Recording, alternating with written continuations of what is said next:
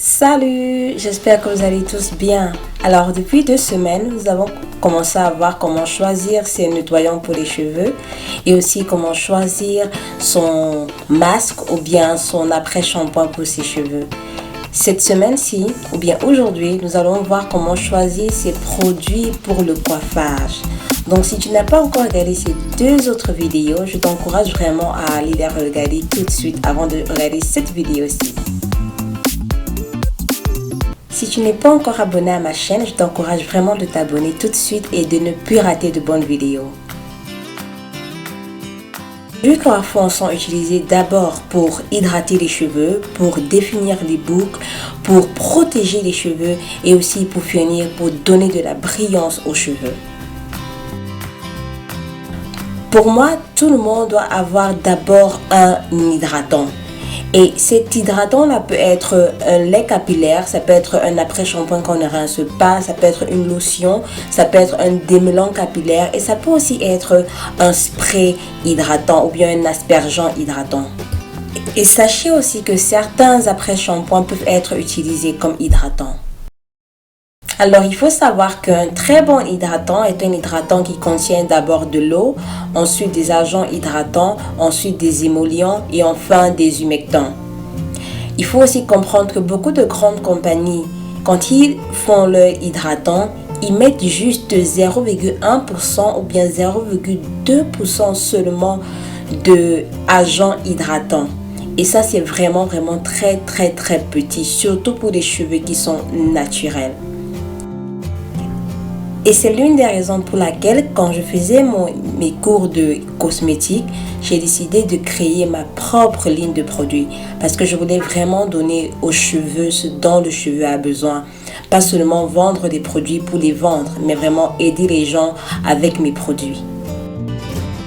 Alors les laits hydratants ou bien les hydratants qui ont une consistance moyenne, ce sont des produits qui sont bien pour les personnes qui ont une faible porosité ou bien les personnes qui ont des cheveux fins et sans épaisseur comme les miennes par exemple. Les cheveux à faible porosité, ce sont des cheveux qui ont une difficulté à absorber les produits. Donc quand tu uses un produit qui est léger et qui est liquide, ça permet à ce que le cheveu absorbe facilement ce produit-là et garde les cheveux bien hydratés. Les personnes qui ont des cheveux fins ou bien sans épaisseur, eux, ils doivent utiliser des produits qui sont légers parce que les cheveux sont déjà fragiles. Donc, quand tu as un cheveu qui est fragile, il faut aussi utiliser des produits qui sont légers pour ne pas les abîmer ou bien les alourdir. Les personnes qui ont des cheveux épais et gros grains, vous pouvez aussi utiliser un lait hydratant ou bien des produits qui sont légers pour faire des coiffures comme les bigoudis par exemple. Et cela est bien surtout si vous ne voulez pas utiliser la mousse.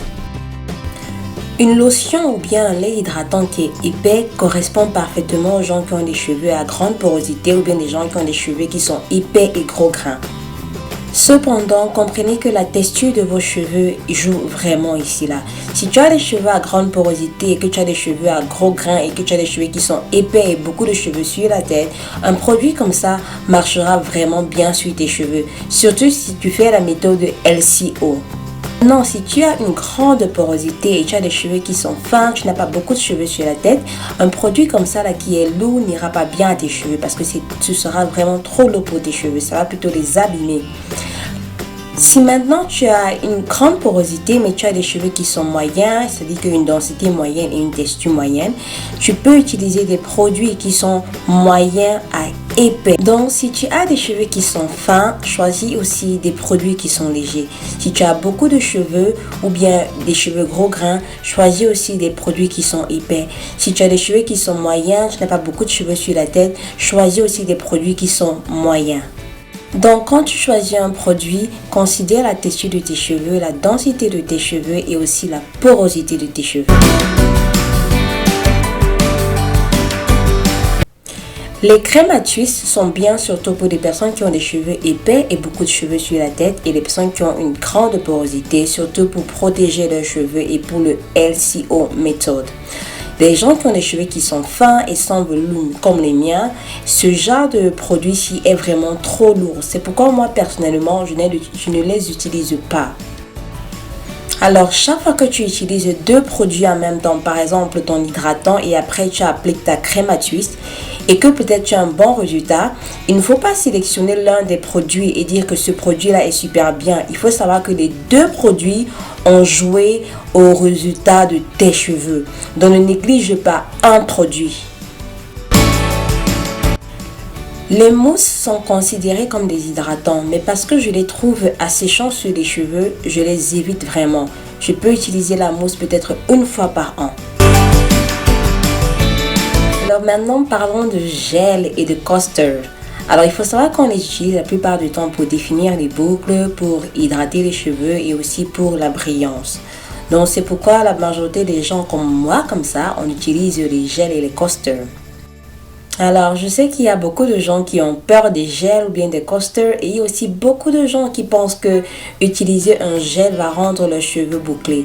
Alors, pour commencer, laissez-moi vous dire que pour avoir des cheveux bouclés, ce n'est pas une question de produit, mais c'est une question de la manière d'entretenir tes cheveux. Donc arrêtez de penser que le gel ou bien le coaster va rendre vos cheveux bouclés. Non, le gel et le coaster sont seulement là pour définir les boucles que vous avez déjà sur vos cheveux et faire à ce qu'ils se voient plus.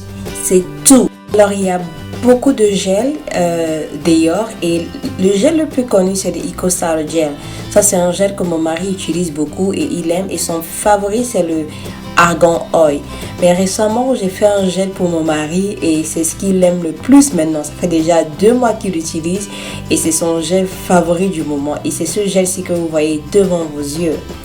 Donc ce que je veux dire en fait c'est que quand vous choisissez un gel, vous devez le choisir en regardant certains aspects. Il faut regarder ce que le gel fait à vos cheveux et le résultat que le gel donne à vos cheveux. Alors, il faut savoir que les gels sont créés de manière différente. Tous les gels ne sont pas pareils du tout. Même les EcoStyle Gel, ils ne sont pas pareils. Ils donnent de différents résultats aux cheveux. Donc, ce qu'il faut faire, c'est que, regarde ce que le gel fait sur tes cheveux. Est-ce que ça définit bien tes boucles? Est-ce que ça rend tes cheveux brillants? Est-ce que tes cheveux restent hydratés? Si toutes ces réponses-là, c'est oui, c'est que c'est un bon gel. Mais si le gel que tu utilises, oui, ça définit bien tes boucles, mais le truc, c'est que ça assèche tout le temps tes cheveux ou bien tu trouves que tes cheveux ne sont pas assez hydratés quand tu utilises ce gel-là, peut-être tu dois mettre ce gel-là à côté ou bien peut-être tu dois voir l'hydratant que tu appliques sur tes cheveux. La consistance du gel est aussi un autre aspect des choses à voir. Si tu as des cheveux qui sont fins et pas de volume comme les miens, choisis des gels qui sont légers. Mais si tu as des cheveux qui sont épais, choisis aussi des gels qui sont épais. Une autre chose aussi à considérer, c'est qu'il y a des gels qui vont rendre tes cheveux durs. Mais ça ne veut pas dire que le gel est mauvais. Mais si ce gel-là, il garde tes cheveux hydratés, il te donne la brillance, c'est un bon gel. Il y a aussi des gels qui vont garder tes cheveux souples, qui vont garder tes cheveux doux, qui vont garder tes cheveux hydratants et brillants. Ça aussi, c'est un autre type de gel. Donc, essaie de choisir le type de gel avec lequel tu es plus confortable et aussi le type de gel qui te donne le meilleur résultat. Ne regarde pas seulement l'aspect et tout cela, regarde aussi celui qui te donne le meilleur résultat et avec lequel tu te sens le plus confortable. Les gels et les coasters ne sont pas mauvais, donc essayez de choisir ce qui vous va et aussi essayez de choisir ce qui est le plus naturel possible. Sachez aussi que la technique pour utiliser le gel est différente. Quand tu as un bon gel, il faut aussi savoir la technique pour bien l'utiliser et pour avoir de meilleurs résultats. Souvent, les gens n'ont pas de meilleurs résultats parce qu'ils n'utilisent pas bien le gel. Donc, avoir une bonne technique aussi est très importante. Maintenant, les huiles et les beurres. Il faut savoir que ces produits-ci sont bien aux personnes qui ont une porosité grande, dans les cheveux qui sont poreux. Parce que les cheveux qui sont poreux, ils ont la difficulté de retenir l'hydratation. Donc, pour retenir cette hydratation-là, ils doivent créer une barrière, une protection. Et l'huile et le beurre, ce sont les meilleures protections pour les cheveux à grande porosité. Ceux qui ont une porosité faible ou bien les cheveux peu poreux, on n'a pas vraiment besoin de protection parce que les cheveux se ferment déjà automatiquement. Le cheveu garde déjà assez d'hydratation automatiquement. Mais ce dont on a besoin, c'est de toujours appliquer de l'huile ou bien le beurre sur les bouts de nos cheveux. Les bouts de nos cheveux. Mais pendant le winter ou bien pendant la saison qui fait froid, quand l'air est très sec, il faut toujours mettre de l'huile ou bien du beurre sur tes cheveux. Peu importe la porosité. Donc moi, quand il fait froid, je mets toujours de l'huile sur mes cheveux, sur l'ensemble de mes cheveux et aussi sur les bouts de mes cheveux. Si tu as aussi des cheveux qui sont très secs ou bien des cheveux qui sont à faible porosité mais très secs, je recommande aussi que tu puisses mettre de l'huile sur l'ensemble de tes cheveux et sur les bouts de tes cheveux aussi. Choisir son beurre ou bien son huile, c'est un problème de texture et de densité des cheveux. Si tu as des cheveux qui sont fins comme les miens comme ça, utilise toujours des huiles qui sont fines. Si tu as des cheveux qui sont épais, tu as beaucoup de cheveux sur la tête aussi, considère à utiliser des huiles ou bien des beurres. Si tu as des cheveux qui sont moyens, c'est-à-dire que la texture et la densité sont moyennes, tu peux utiliser des huiles qui sont moyennes et aussi souvent des beurres. Mais les gens qui ont des cheveux qui sont fins, essayez de ne pas utiliser les beurres sur vos cheveux. Alors le Curly Cream, c'est un produit qui est à la fois un hydratant et à la fois un coaster. Donc si tu es quelqu'un qui est souvent aussi paresseuse, souvent comme moi, et que tu veux un produit qui te donne et de l'hydratation et qui définit tes boucles, eh bien je te recommande le Curly Cream. Aussi si tu as peur d'utiliser le gel, utilise aussi un Curly Cream.